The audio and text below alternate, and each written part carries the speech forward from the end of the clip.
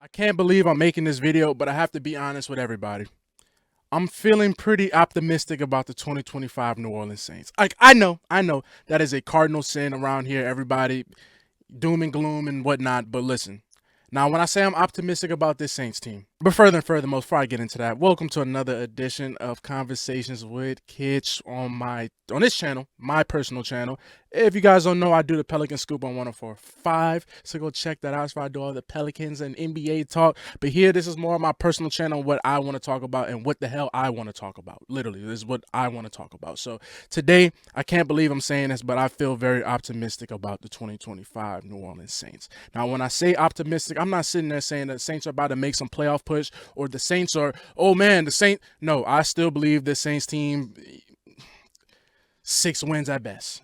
6 wins at best. You're on the rebuild. Granted, a rebuild you should have been doing 5, 6, 7 years ago, honestly. Since the day Drew Brees retired, you should have just went to rebuild mode, try and get better. Instead, they try to go the route of grabbing these old used quarterbacks out the clearance rack and inserting them, thinking that you were going to find some type of juice with that when everybody knows you need a franchise quarterback. But that's neither here nor there. Let's talk about the matter at hand. Why do I feel so optimistic? So you're like, why do you feel so optimistic, Jordan? Well, thank you for asking that. Why do I feel so optimistic? It's because, I don't know, maybe Dennis Allen must have been some type of dictatorship or whatever, because it's the whole vibe around the team is so much better this year than it was last year. Between the team actually posting social media videos, like them practicing, them working out. I don't remember the last time I seen that from the Saints, because they definitely wasn't doing that in the Dennis Allen era, because I wouldn't be talking about it right now. Like, just showing that. I seen the team bonding where they went to paintball the other day.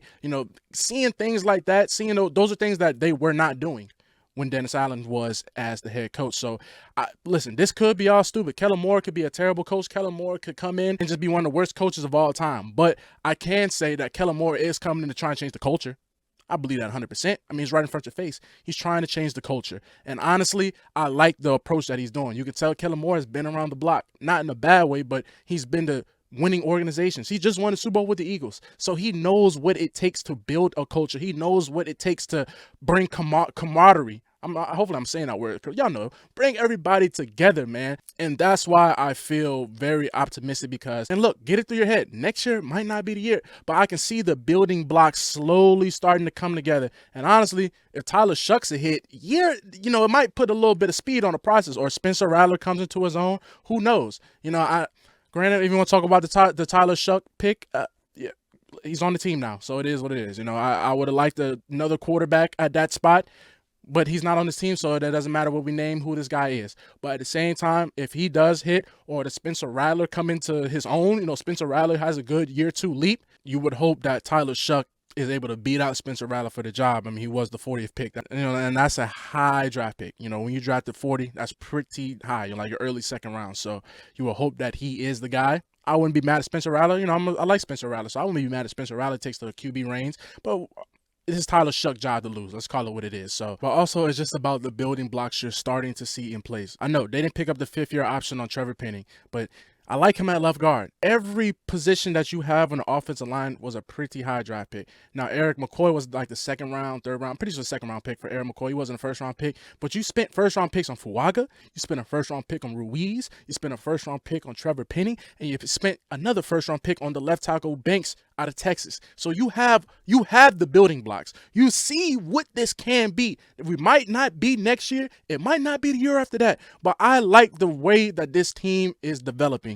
Now it all has to come on to play on the field. They still got to play the games. Like, you can win the offseason. That's cool. But when it comes down to September, October, November, December, willingly you're still playing in January. But comes down to those months, especially around October, November, when it really comes down to the nitty gritty. The pretenders are going to fall to the back and the real contenders are going to go to the forward. But can this team, like I said, I'm not expecting them to sit there and do the most unwitting thing ever. But can it just be scrappy? Can it be respectable? And I just think Kellen Moore is slowly building on that. Still a lot of questions on the defense. What does Alontae Taylor look like now that you're the kind of the guy, you and Kool-Aid? I like how Kool-Aid changed his number to number 4. The second Derek Carr retirement papers hit that press, Kool-Aid snatched that jersey right off. And Kool-Aid went, nah, give me that. Kool-Aid had number 4 already pre-ordered. The second them papers came through the NFL office, league office, saying Derek Carr has announced his retirement, Kool-Aid McKinstry snatched that number 4 clean off. Said, "No, I need that. I need that, big brother." And I appreciate the Saints for doing that. Because the same way they gave out Marshawn Lattimore number the second he left the team. The same way they gave away Michael Thomas number the second he left the team. I like that. The second Carr is gone, rip that number 4 off and give it to somebody else. Give it to somebody else. Now, I'm not sitting there saying that Michael Thomas number should have been retired. I'm not sitting there saying Marshawn Lattimore number should have been retired. But damn, the second they leave the team, you just giving their number away? Like, goodness gracious, the body not even cold yet. And you give Michael Thomas 13 to Equanimous St. Bum. And then, Clyde Edwards-Helaire, a stray cat off the street, just goes ahead and, let me grab that 23. Like, Marshawn Lattimore damn near might be the best cornerback in franchise history. I'm willing to say he's top 2. And honestly, I'm willing to say he's number 1. Maybe you guys might disagree. Let me know in the comments. Who's been a better franchise cornerback than Marshawn Lattimore? We might say Mike McKenzie, but I know Lattimore is way more accomplished. But anyways, it's a lot of questions on the defense. Can they finally generate a pass rush? Cam Jordan, what does D-line go like? Can Chase Young just finally get over that hump of being just close enough? You're close enough to get the pressure, but you're not close enough to get the sack. Can Chase Young, Brian Brzee, can he step up? DeMario Davis is getting older. You drive Stutzman. You got Pete Warner. So many questions, especially that secondary. Who's out there with Tyrann Mathieu at safety? We don't know. But I do know, I do like the direction that Kellen Moore is taking with this team, and I feel very optimistic for the first time in a very long time about the New Orleans Saints. But these things don't happen overnight. What if I would have told you last year that starting in the 2025 season, you wouldn't have Dennis Allen no more and Derek Carr would be gone? But I probably would have kissed you on the mouth. I ain't gonna lie, I probably would have kissed you on the mouth like, damn, my life is gonna get better. There is light at the end of the tunnel. Derek Carr and Dennis Allen are gonna be gone the same calendar year? Are you kidding me? I would have never believed you. Never. But we are now in a position where we're freed. We're freed. We're free. Free like a butterfly. Like when Antonio Brown got cut by the Raiders. Free at last. I'm free. That's how we feel. That's how we feel as Saints fans. We're given so much hope. And honestly, when you know that your team is not going to win the Super Bowl and you're probably not even going to sniff the playoffs, all you want is hope for the future. And honestly, Kellen Moore is giving us some hope. It's giving us a little bit of hope. Now, like I said, we're not even at mini camp, training camp. We even got to that yet. It's a lot of time still to play. Honestly, it might be an arrest here or there. How the NFL offseason always is. But I can say, up until this point, Kellen Moore has done a good job at cleansing the filth. Cleansing the filth that was going on that this team has been swallowing in for the Dennis Allen era. Well, really since Drew Brees retired. You cleaned this filth right up. And what does that mean? It's a little bit promising. But still, when them pads come on, it's going to be a whole different ball game. But I can say up until this point, I really do like what is going on. I really do. And I've been the most not as optimistic. I'm not going to say I've been pessimistic, but I have not been the most optimistic person about the Saints. Well, I guess you could say, the opposite of optimistic is pessimistic. So I'll take that. Whatever you want to call me. I guess you can say I've been that. And it wouldn't be right if I end this episode without talking about the man himself, Derek Carr, who in the end, throughout the turmoil, throughout all the BS, the baloney, the shaboozy, whatever he doing, anything under the sun, he just sitting here. He did throw us a bone at the end by retiring and, avoiding the contract, not putting it on the books. He just said, you know what? Y'all hate me. I hate y'all. Let me get out of here. And honestly, I got to clap it up to him. All right. Shout out Derek Carr for doing that. You're still a bum, and hopefully I hope you do come out of retirement so we can play you, so we can smash you. But anyways, I do got to say you was real in the very end for doing that. You was real. You came through in the end. Didn't even see it coming.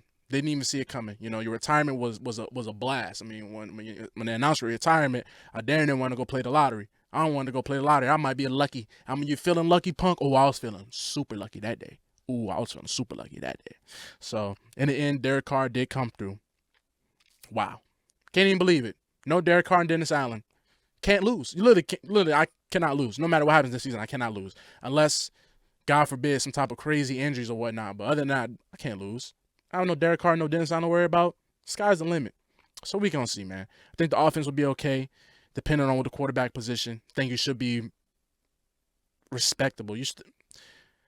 It's hard to gauge this team because I just know, it's Y'all get down in the comments. Y'all let me know how y'all feeling about this New Orleans Saints team. What has been going on? How do you guys feel about this new era, this Kellen Moore era so far? I know it's early, super early, but so far you got a little bit of sample size of what's been going on. So y'all let me know down in the comments. I've been your host with the Mo Jordan Kitchens, and like I said, y'all go check out the Pelican Scoop at Pelican Scoop 1045 on YouTube. You just type in Pelican Scoop, it's gonna pop up. You're gonna see my pretty face. So y'all get down. I'm out of here, man.